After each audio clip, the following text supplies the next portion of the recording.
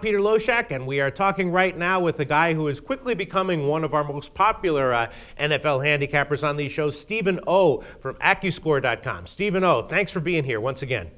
You're welcome. Glad I could be here. Now, yeah, you are quickly becoming one of the most popular cappers that we're doing in the NFL, but that's because you pick the Bengals every week.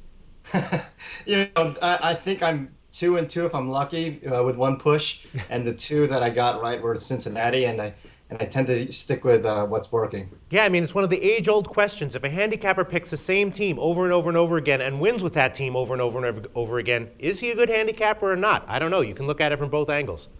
Yeah, it's true. I mean, I can't answer that question for you. Right, all right. Well, this week, you have once again picked the Bengals game, but I have to admit that when I looked over the opening lines for the NFL this week, it was the first game that jumped out at me. It was the one that I bet early and the one that was my favorite. The Bengals are at Cleveland. They're about a 1 point or 2 point, 1.5 point road favorite. The total's about 44, and I'm thinking Bengals are the side here. I mean, they beat them by 7 at home a few weeks ago. I just think that they are, they're a team that outclasses Cleveland, and they're coming off a loss, so they're probably going to be focused and looking to get back into the win column. I think the Bengals are the play.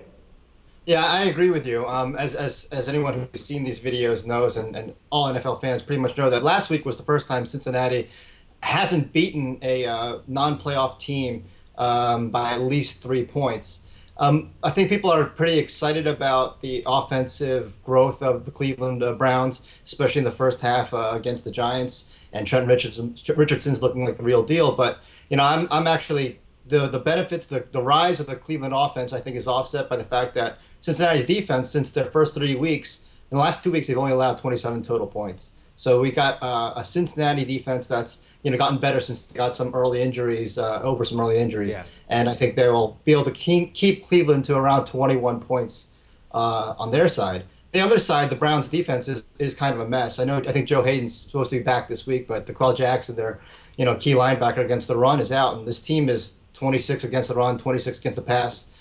Cincinnati couldn't run the ball at all, at least Ben Jarvis, Green Ellis last week. But the Browns are allowing literally 2.5 times more yards per game than the Miami defense did. So I kind of like Cincinnati's ability to put up at least 25 this week. Yeah, I agree with you. And I mean, in sports betting, a lot of times the best value can be found with like one team that the market just has systematically not caught up with yet. And I think the Bengals might be in the midst of that right now. I'm agreeing with you, Steve. Thanks. Yeah, I think the irony is this: is if Cleveland had won week 1 and had one win, I think the number would be like Cincinnati 3. But because they're 0-5 and everyone thinks that Cleveland's not going to go undefeated, and they're going to have to win eventually and at home, and I kind of funny. So I think that it's funny that because they haven't won at all, they're actually getting some a more favorable line in their favor, and I'm not sure why that makes any sense. I looked at our simulations. I saw last week Cincinnati didn't win, obviously, and they had 3 turnovers, and they Green Ellis had 14 yards on 9 carries. And I looked at all 10,000 sims of this game and found that Cincinnati had 3 or more turnovers and ran for less than 3 yards a carry in just 6.4% of them.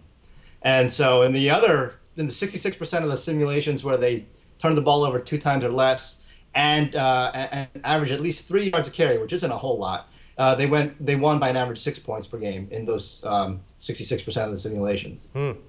Well, makes sense to me. Great preview, Steve. And what can I say? I'm agreeing with you. Thanks so much. Yeah. Stephen O. from Accuscore.com.